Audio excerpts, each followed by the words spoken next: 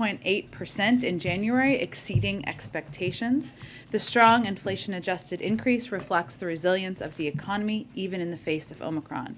Compared to this time last year, sales at grocery stores, restaurants, and clothing stores, among others, increased, underscoring the strength of the American economy as we recovered from the pandemic. This data builds on the historic economic progress we've seen over the last year and an extremely strong jobs report last month despite Omicron, which was well above expectations. In 2021, the economy created 6.7 million jobs, the strongest year of job growth on record. The unemployment rate declined more than any year on record, and we achieved a 4% unemployment rate years earlier than previously projected, thanks to the American Rescue Plan. Small business applications and inflation-adjusted household income are both up, and child poverty and hunger are down. We're obviously going to continue to build on this progress. Second, today we're marking 60 days of action strengthening America's trucking workforce. This is not just about recruitment, but also retaining truckers to ensure we can move more goods around the country and lower costs for the American people. Over 70% of all goods in America are shipped by truck, and America's trucking workforce plays a critical role in the supply chain and the broader economy. But outdated infrastructure, the pandemic, and a historic volume of goods moving through our economy have strained capacity across the supply chain, including in trucking. 2 months ago, the President launched a multi-agency effort to support and expand access to quality truck driving jobs now and in the years ahead. While more work remains, we have made remarkable progress in the last 60 days. We have expanded registered apprenticeship programs. We've launched the Safe Driver Apprenticeship Pilot to connect American adults under 21 to good paying jobs in the trucking industry. We've cut red tape so it's easier for drivers to get commercial driver's licenses. And we've met with veteran service organizations representing nearly 4 million veterans to discuss ways the administration and industry can attract, train, place, and retain veterans in trucking jobs. And we will announce the results of the Labor Department's 90-day apprenticeship program, of course, after the next 30 days. This week, Secretary Buttigieg will also sign the charter document for the Women of Trucking Advisory Board, which will provide recommendations to address challenges facing women in trucking, such as barriers to entry, on-the-job safety risks, workplace harassment, mentorship, and more. Finally, a very quick preview for the President's trip to Ohio tomorrow. It's been just 90 days since time flies since the President signed the bipartisan infrastructure law, and tomorrow he will be traveling to Lorain, Ohio, and deliver remarks on how the bipartisan infrastructure law delivers for the American people by investing in cleanup and restoration efforts in the Great Lakes region and surrounding waterways. These investments will allow for a major acceleration of progress that will deliver significant environmental, economic, health, and recreational benefits for communities throughout the region, including helping people in the community access clean water. So those of you going to Ohio, now you have a little more detail. Go ahead, Darlene. Thank you. One, are there any plans being made for the President to meet with Republicans on the Senate Judiciary Committee as a group, the same way he met with Democrats on the committee last week? Sure. So he's continuing to engage with Democrats and Republicans about his Supreme Court process. I don't have anything to preview or project in terms of a meeting with the Senate Judiciary Republicans. Okay. Second question, is there a date for when the President will send his FY23 budget proposal to the Hill? I don't have a date either for you at this point in time. I think Shalonda Young has conveyed it was expected to be after the State of the Union. Okay. And then the last question is, with the Vice President getting ready to go to Germany for the Munich Security Conference, can you talk a little bit about what her marching orders from the President are, and will she be going with any deliverables or any concrete proposals specifically to help Europe deal with its energy and natural gas needs? Well, she will be traveling, as many of you have been following this know, to Munich, Germany to attend the February 18th to 20th Munich Security Conference. She will build on the President's and the national security team's intensive engagement with European allies and partners, and emphasize and continue to emphasize with our partners our ironclad commitment to our NATO allies, underscore our commitment to Ukraine's sovereignty and territorial integrity, and reaffirm our shared interest in upholding the principles that have underpinned European peace and security. She'll be participating in the formal program of the conference, as well as engaging with allies and partners and meeting with leaders on the margins. I know her team is planning for a preview call for all of you, I believe later this evening, to give you more details of those bilateral meetings. But I would say in terms of her engagements and what the president expects, he expects and knows, given she is the first in the room and the last in the room, that she will continue to convey to the rest of the world, again, our ironclad commitment to our NATO allies, our commitment to defending the territorial integrity and sovereignty of Ukraine, and our commitment to putting in place severe economic consequences should Russia invade. Go ahead. Thank you. Can you comment on Russia's investigation into claims of alleged mass graves of civilians supposedly killed by Ukrainian forces in the Russian-controlled regions in eastern Ukraine? Do you believe this is part of the false flag operations that you've been warning of? Sure. Well, let me start by saying, as you heard the president say yesterday and Secretary Blinken earlier today, we're in the window where we believe an attack could come at any time, and that would be preceded by a fabricated pretext that the Russians use as an excuse to launch an invasion. And we've seen, and we've talked about this a bit in here, we've seen these tactics used in the past. So those could include, but not be limited to, the report you just referenced, claims of provocation in Donbass, false state media reports, which I think everybody should keep their eyes open and aware of that potential, faked videos, false accusations about chemical weapons, or accounts of attacks on Russian shoulders that have not actually occurred. So there could be a range of false flags and pretexts that we would expect would precede an invasion, and again, we remain in that window. Can you provide any update on the intelligence assessment of who was behind the cyber attacks of Ukraine's Ministry of Defense and certain banks yesterday? Can you as officials say that Russia was behind the attacks? We don't have any new details on an attribution. Cyber attribution takes time, in part because adversaries usually try to hide their tracks, and it takes time to gather and analyze relevant information. And these types of incidents, DDoS incidents, can be particularly harder to trace. But we have also been in close touch with our Ukrainian counterparts to offer support in the investigation and response to these incidents. You may have seen the statement from Ukraine Ministry of Defense that the United States and other partners immediately reached out with support, and that some sites are coming back online. And I would note again, as I said yesterday, we've been warning for months, both publicly and privately in our engagements with the Ukrainians and the Europeans, that the potential for Russia to conduct cyber operations in Ukraine is part of their playbook as well. So we're particularly concerned, but we don't have anything new in terms of specific attribution. John? Oh, go ahead. Are you done, Mary? Yes. Go ahead. Didn't mean to interrupt. So polite. Go ahead. Secretary of State Blinken today said that he has seen evidence that Vladimir Putin is actually moving critical military assets toward the border with Ukraine and not away from the border, as Putin has claimed. So does the administration believe that Putin is actually escalating this crisis in real time? Well, I think, as Secretary Blinken also said, the Russian troops remain massed in a very threatening way at the border. And he was responding, I believe, to a good question about whether they were delivering on what they had promised yesterday. And the answer was no. There's what Russia says, and there's what Russia does, and we're watching very closely what steps they're taking, but they remain amassed in a threatening way at the border. There's not yet been, to our awareness, an actual invasion.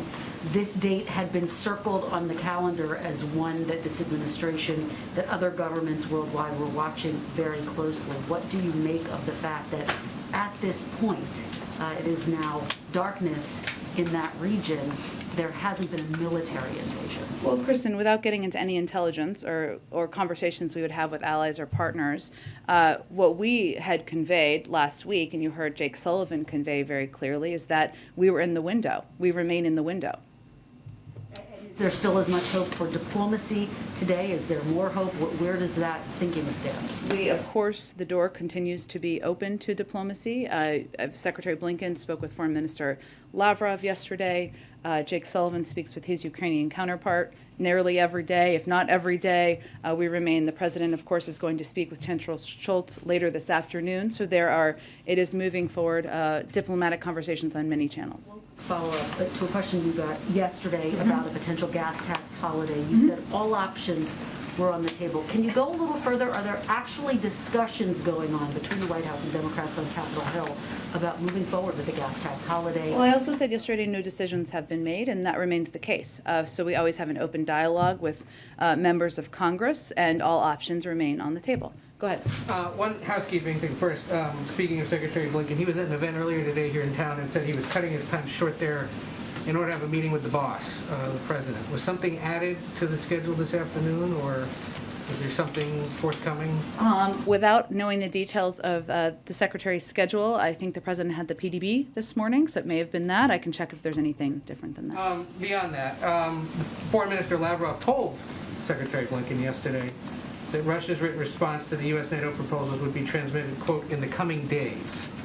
Has it been received, or is this potentially productive or seen as a possible delay tactic? Well, we look forward to receiving it, as Secretary Blinken has conveyed. As of my knowledge, before I came out for this briefing, I think we're still waiting for that. Is there any update on the U.S. assessment of the video released by Russia claiming to show some tanks ending military drills near Ukraine? I know there was a lot of concern about whether this was legit. Has there been any determination that it is? I don't have any new assessment of that, Ed. I think what we are watching very closely is not just what they say, but what they do. I understand you're referencing a video, but we've also seen, as the Secretary confirmed this morning, continued problematic, troubling buildup of troops at the border and surrounding Ukraine. I'm not going to ask you if the president's meeting today or soon with Supreme Court nominees. What if I was prepared to answer it today? You're missing out.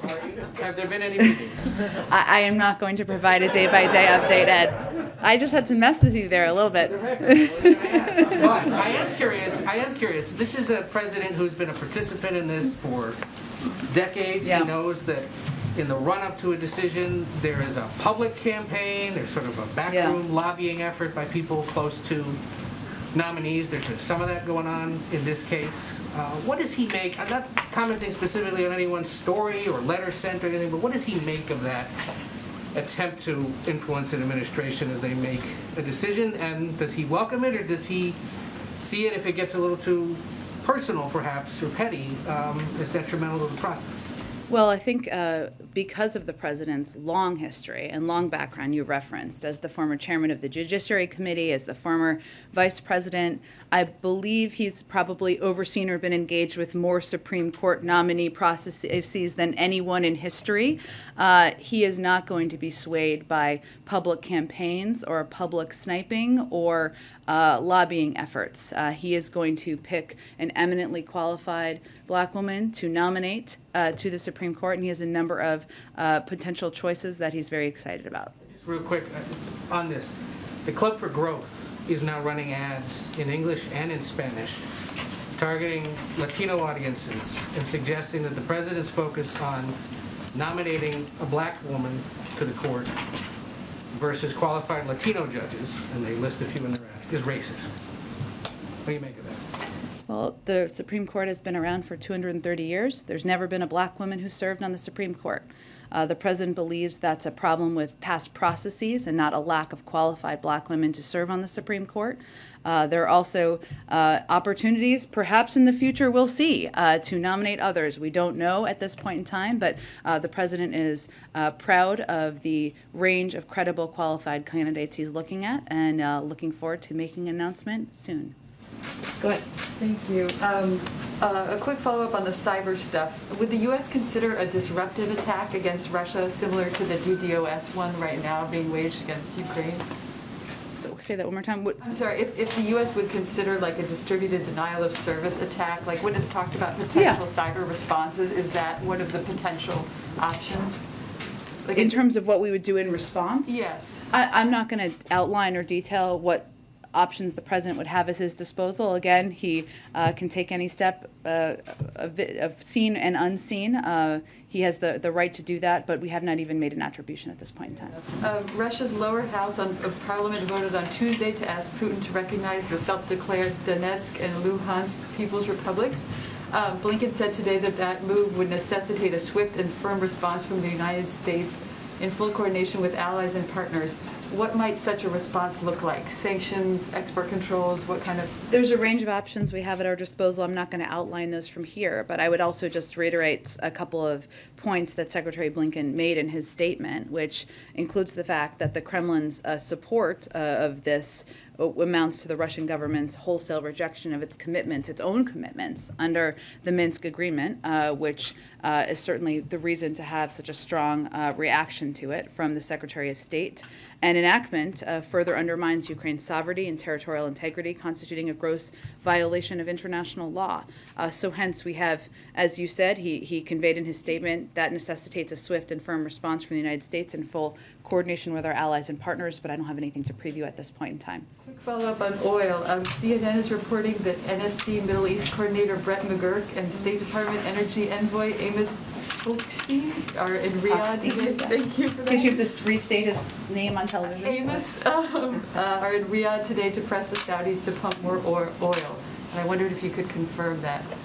I can confirm they are on a trip. There are a range of topics to discuss, including Yemen. And as you know, we engaging with our partners around the world about ensuring supply meets demand as part of our objective from here as well. And that's one of the objectives of the meeting as well? I don't have more details on the meeting at this point in time. Go ahead. Thanks, Jen. The Secretary of State said today that they've not seen meaningful pullback by Russia when it comes to the forces that they put on Ukraine's border. What would meaningful pullback look like to the United States? Well, I'm not going to define that by troop numbers. I think we will know it when we see it, which is a verifiable reduction of troops at the border of Ukraine. But you're not looking at a certain metric or anything like that? Nothing that I'm going to outline from here.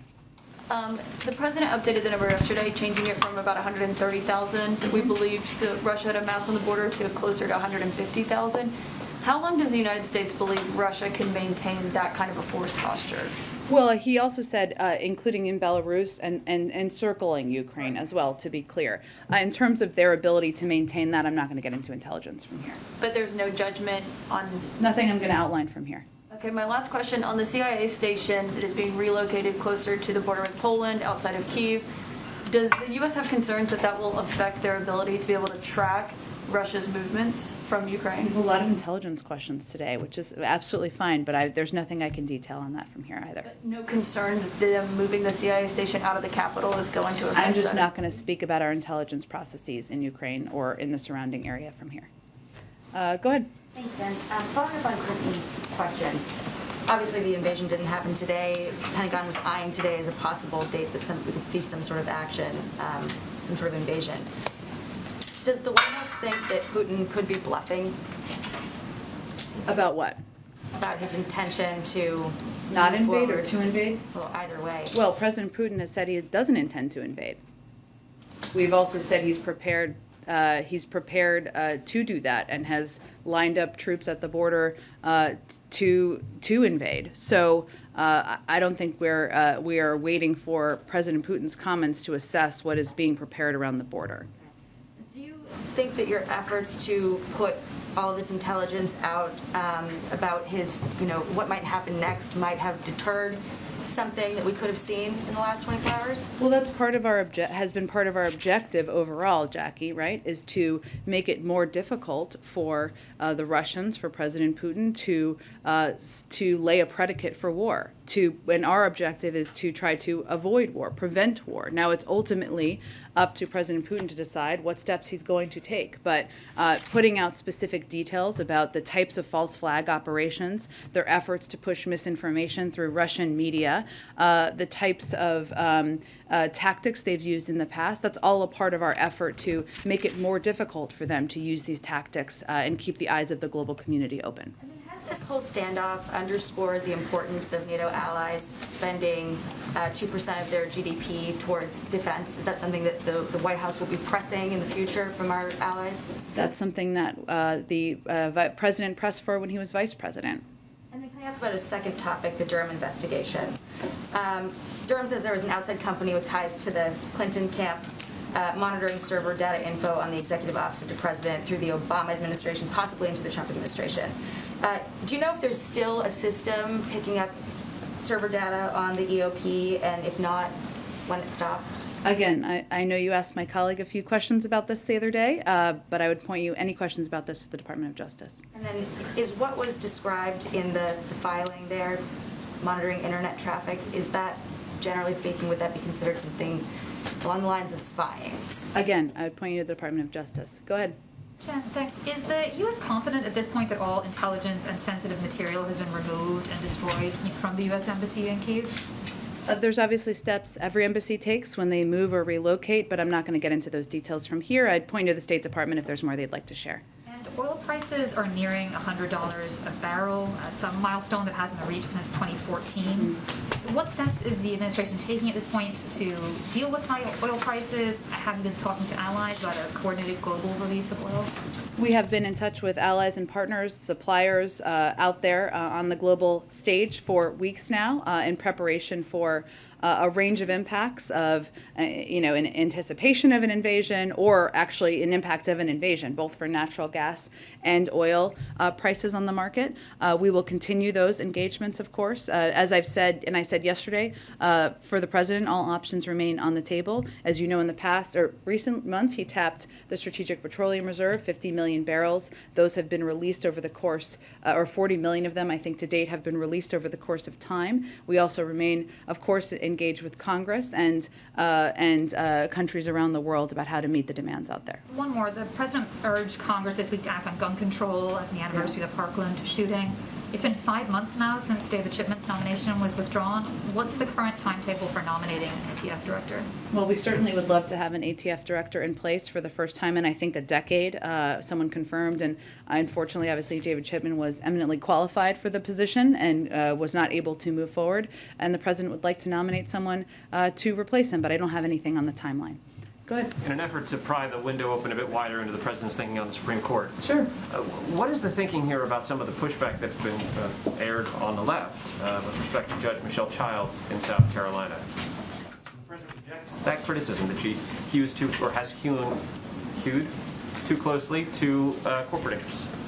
Well, I think what some of the criticism I've seen out there is related to her labor record. If you look at South Carolina, the AFL in South Carolina endorsed her and has been supportive of her. I think the president, in response, or just to go back to Ed's question, which I think is similar, the president is not interested in public griping or in lobbying campaigns or efforts to trash other candidates. He is going to keep his blinders on, look at the qualifications, the cases, the backgrounds, the credentials of these eminently qualified nominees. All of the ones he's considering would make excellent qualified Supreme Court justices, and that's where his focus remains. On background and qualifications, how important is it to the president that his choice have served as a public defender? Again, I'm not going to get into any more specifics of the qualifications. You have a short window left before you will know probably who he is selected, and you will have more, I'm sure, analysis to do at that time. Go ahead. Thanks, Jen. On the stalled Fed nominations in the Banking Committee, Chairman Brown said today that he's refusing to move the other picks separate from Sarah Bloom Raskin.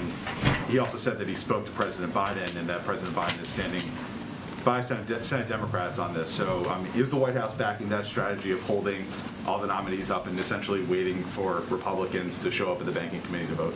Absolutely, and I was in the Oval Office when the president spoke with Senator Brown, so I can confirm, not that there was any doubt, that he conveyed exactly that to the senator, that he agrees that Republicans are AWOL on the fight against inflation, and at this pivotal moment in our economy, everyone understands we need a full Federal Reserve Board, the first one in nearly a decade to tackle inflation and bring prices down for American families. So no, we are not advocating for splitting the nominees. We support Chairman Brown's decision to keep all 5 on the Fed board, pushing them forward through the committee, and we believe Republicans need to do their jobs and show up to vote for these nominees. You've spoken about the urgency with inflation and other issues facing the Fed, but given that Republicans have shown no signs of bending and that the Senate is poised to go on recess by the end of the week, I mean, how likely or unlikely is it that we're going to see a vote before the end of the month on these nominees? Well, I would point you to Chairman Brown for that. He is very committed and I'm sure, and I think as you've seen him publicly, he can be quite a bulldog when he wants to get something done. So we support his efforts to get these 5 nominees forward. There's a couple days left, and all we're asking is for Republicans to show up and do their job. They can vote against people, but not showing up is not delivering on the commitment you made to the American people when they elected you. Lastly, on that issue, Senator Toomey was at an event where he said he believed the Fed was basically able to perform at full strength even without the confirmed nominees. Your reaction to that? I think there's no question that having a full federal board fighting inflation at a time where that is the stated #1 concern of many Republicans, many Democrats, and many in the American public would be the ideal scenario here. Go ahead. You said a couple times just now that the president's not going to be swayed by lobbying efforts, but I'm wondering if that's the case, what does he make of Congressman Clyburn's pretty aggressive push for one specific judge, Judge Childs? Does that count as lobbying? Is the president listening to that? This is obviously someone he has in high esteem and is close with. Of course he does. He has him in high esteem. He is close with him. But again, the president, who is someone who has been through a number of these processes before, who's overseen hearings, who has played a role as vice president in helping select incredible nominees and now Supreme Court justices to serve, he's going to consult broadly, and then he's going to look at their credentials, review cases, and make a decision about the right person to nominate for the court. And I think the only other angle left on the interviews that you have not been asked is, will you tell us when the interviews are complete? Unlikely. I will tell you, the president will tell you when there's a nominee. The good news is March 1st is around the corner. So, we remain on track and you don't have too much longer to wait. Go ahead. Thanks. Last night, voters in San Francisco voted to recall 3 school board members. I'm wondering if the White House has any reaction to that result. Sure, we of course did see that. We don't have any reaction directly to the decision by the local school board, but I would just reiterate that the president's objective has been keeping schools open from the beginning. And now at this point in time, 99% of schools are open, in large part because of the funding in the American Rescue Plan and efforts that he and his Secretary of Education undertook to ensure schools had the resources and the information needed to keep schools open. We understand where parents are coming from when they want schools to be open as well, and the president recognizes the mental health impact it has on kids for them not to be open. So we don't have any specific comment on the local decision about the local school board leaders, but that remains the president's objective. And on education more broadly, we saw that be an issue in the Virginia gubernatorial race. Obviously, this is the issue here in San Francisco. I'm wondering what the White House or the president's message is to parents about, you address school reopening, but more broadly, some of the issues that we've seen play about equity, about curriculum play in some of these electoral races. Well, tell me more about specifically. In San Francisco, specifically, there was controversy over the renaming of schools.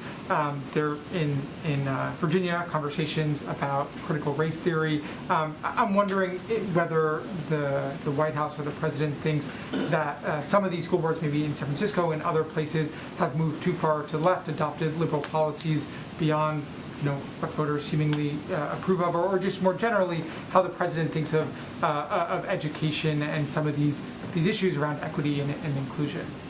Well, I would say first that the president is married to a teacher, so he certainly trusts in the role of teachers and educators across the country and the kind of curriculum that they are providing. I'm not going to have any specific comment on any local school board or the politics of school boards as it relates to any political race either, though. Go ahead. Okay, go ahead. Thanks, Jen. Going back to the Senate Banking Committee, would the White House support a rule change to allow the Senate majority to discharge a nomination directly from committee, as they do with legislation? I believe that I would really point you to Chairman Brown's team in office. I think they have spoken to this and conveyed, I don't think that there is a path forward for that, but I would point you to them for any comment. And yesterday's Secretary of State Antony Blinken said that he was, quote, troubled by new charges that are being brought against Russian activist Alexei Navalny. Would the White House consider, in consultation with its allies, potentially sanctions on individual leaders, maybe in Putin's circle, to stop this, or other efforts that you all could do to help Navalny and the Russian opposition? There are a range of sanctions under consideration on his inner circle. And then finally, congressional Democrats, again, are talking about student loan cancellation. Alexandria Ocasio-Cortez discussed this earlier this week, and Senate Majority Leader Chuck Schumer has also talked about the importance of canceling student loan debt. Why is this not an issue that, with broad public support and support within its own party in Congress, has the president not worked or pushed harder on to cancel? Well, the president has conveyed he'd be happy to sign a bill into law that all of those members could work to get passed. And then finally, yesterday marks the 30th House Democrat to announce their retirement from Congress. Is the White House at all concerned that this is indicative of a political climate in the broader country, in his own party? And could simply the retirements of very senior Democrats on the Hill potentially have implications for the White House's domestic agenda? Well, as you know, I have to be a little careful. I've learned my lesson the hard way about talking about politics from up here. There are a range of retirements every cycle for a variety of reasons. And what we're focused on is working with members to deliver for the American people. And we expect that anyone who's going to be out there answering questions to people who may vote for them in the future, that they will hopefully talk about the work they've done with the president to create the greatest 12 months of job creation in our nation's history, the largest drop in unemployment rate on record, the largest reduction in childhood poverty ever, the strongest economic growth this country has seen in nearly 40 years. So there's a lot we're going to be focused on. The president himself has conveyed he's looking forward to being out there when it's time for a political season, but beyond that, I'm a little limited in what I can convey from here. Go ahead. I actually do have something. Okay. One thing. Go ahead. I think circling back to something I think we asked Corinne about a couple of days ago, but Sure. the mayor of the District of Columbia has announced that she's going to significantly reduce the restrictions, the COVID restrictions, indoor mask wearing. I think comes off at the end of the month. The requirement to show proof of vaccination has ended, I think, as of yesterday. The campus, the White House campus, is in Washington, D.C., obviously affected by the metrics that are around in terms of case counts and hospital counts and what have you.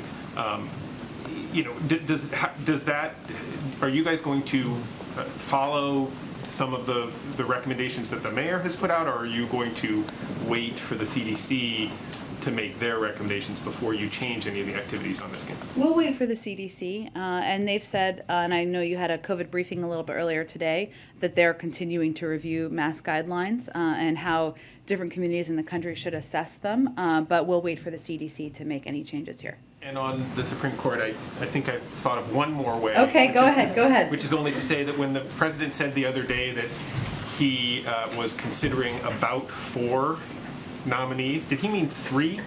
Did about 4 mean 3? The president meant about 4, and I don't have anything further to add to that. Go ahead. I'm sorry, I actually do have another way to get at that. Go ahead. With the president traveling tomorrow, could you rule out that the announcement would come this week, and would you flesh out more details on what you expect the announcement to look like? Sometimes we've seen them take place in prime time with events in the East Room. Is that what the president's looking at for his announcement? We don't have any details on that to preview at this point in time. I had to try.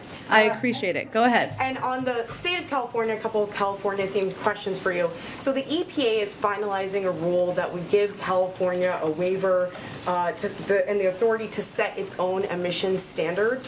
Why does the administration think it's important for California to have the ability to set its own emissions standards? This is a great question. I know I have something on this, but I don't have it in front of me, so let me get to you after the briefing. Absolutely, and to follow up on that though, even with the waiver, California is expected largely to stick to the Biden administration standards, but the president has indicated in the past that he does look to California on these issues. So if California were to institute stricter standards, say on either heavy-duty vehicles, for instance, would that be something that the administration would seriously consider mirroring? It's a good question, but I don't have anything to predict or preview on that front. Obviously, the president's objective remains lowering emissions in the country and reaching his ambitious climate goals that he's set. But in terms of what future steps look like, I don't have anything to predict at this point. One on California, but not on emissions. Okay. President Biden has been supportive of Governor Gavin Newsom in many instances. Does he support Governor Newsom's decisions to drop the universal mask mandate in California, even as masks continue to be required in California schools? Well, there are a number of states who have made decisions, not just California, and announcements. And what we've said, and I can repeat, is that we will continue to look for and abide by CDC guidance from the federal government. That's what we will follow. But different leaders will make decisions based on what they think is best for their communities. Go ahead. Great, thank you. One more on SCOTUS. Okay. Try. Go ahead. It is a new tactical maneuver. Senator Grassley, the ranking Republican on the Judiciary Committee, today told reporters on the Hill that he is under the impression that President Biden is doing interviews this week. Can you confirm or deny what Senator Grassley said? We said as early as this week. That's all the detail I have for you. Afghanistan. This week marks 6 months since the withdrawal from Afghanistan. From this podium, Jake Sullivan told us that the commitment to allies there is sacrosanct. The administration committed to doing everything it could to get our allies out, but tens of thousands of allies, hundreds of thousands, if you include families, including the SIV, people in the pipeline are still there and struggling. What exactly is the administration doing to get them out? Because on the ground and from Congress, my sources say they think you're doing nothing. Well, I would say that we have successfully helped, I can get you the specific number, but I believe it's hundreds, depart from Afghanistan. Partners, allies, people who have stood by our side since we withdrew from Afghanistan at the end of August. We've worked in partnership with allies and partners in the region, including the Qataris, where we have our diplomatic presence. We are the largest contributor of humanitarian assistance of any country in the world, which we continue to provide through proven third-party aid organizations as well.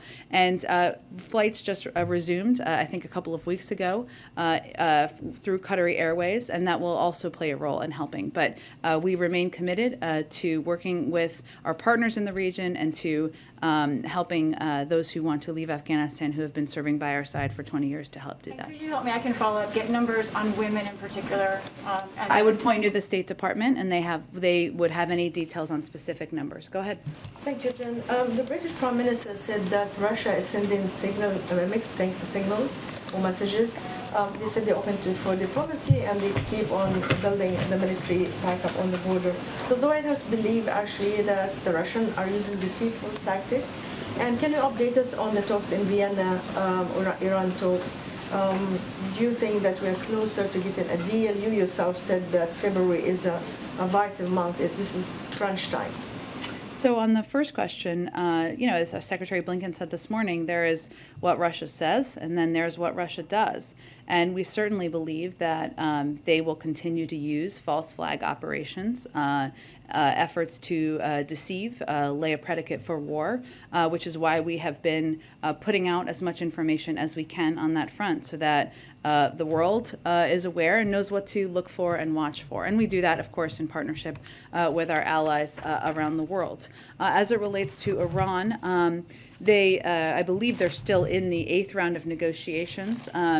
Of course, as we've said in the past, we would certainly support efforts or the opportunity to have direct engagement with the Iranians. We've said that our focus remains on a deal that addresses the core concerns of all sides.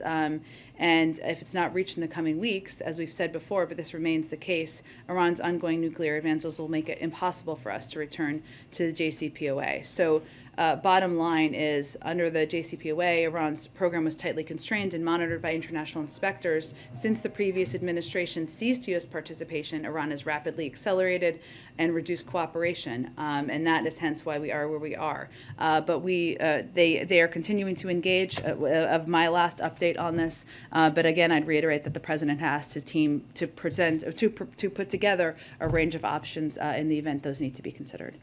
Go ahead. Yeah, thanks, Jen. So on Monday was the 1-year anniversary of the Phase 1 trade deal with China going into effect. Written into that deal is very specific enforcement language. So when does the administration trigger that language against China because they haven't lived up to that agreement? Well, so the Phase 1 trade agreement that the president, I think that's not exactly accurate as my understanding of what the status of this is at this point, or what anything that's triggered or not triggered. It's not an automatic trigger, but there is specific language in there as to what the enforcement is. Well, So first, when he was running for president, the president made clear that the Phase 1 deal did not address the core problems with China's state-led economy and harmful economic practices. USTR, since that period of time, has been making a concerted effort to see if China will show serious intent to make good on their purchase commitments. But the fact that they have not met those illustrates the limitations of the framework we inherited. They're still in discussions about them.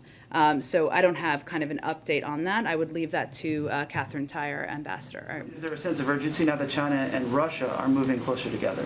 Well, that has been the case for some time now.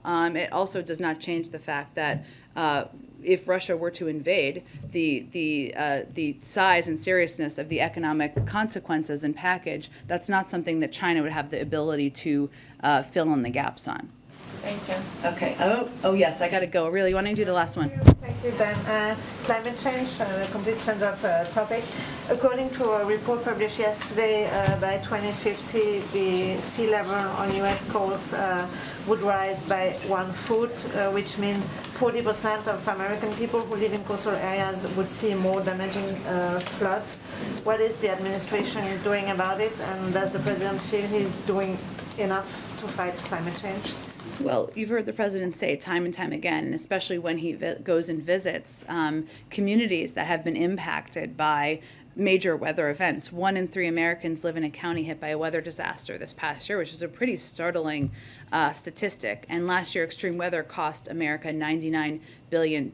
So we know climate change is real. Anyone who doubts it, that's further evidence climate change is real, and it's exacerbating the extreme weather conditions, and certainly this report is further evidence of that. What the president has done is, of course, work to pass the bipartisan infrastructure law, which a lot of people focus on roads, rails, and bridges, important parts, but it also has an enormous investment in strengthening our nation's resilience to extreme weather and climate change while reducing greenhouse gas emissions, replacing lead pipes, so everyone has access to clean water. And we've also been mobilizing an all-of-government approach to deploy and implement critical clean energy projects. But I would also note that this is one of the reasons the president is going to continue to press for key components of his agenda, his Build Back Better agenda, including a historic investment in addressing the climate crisis. Thanks, everyone. See you tomorrow.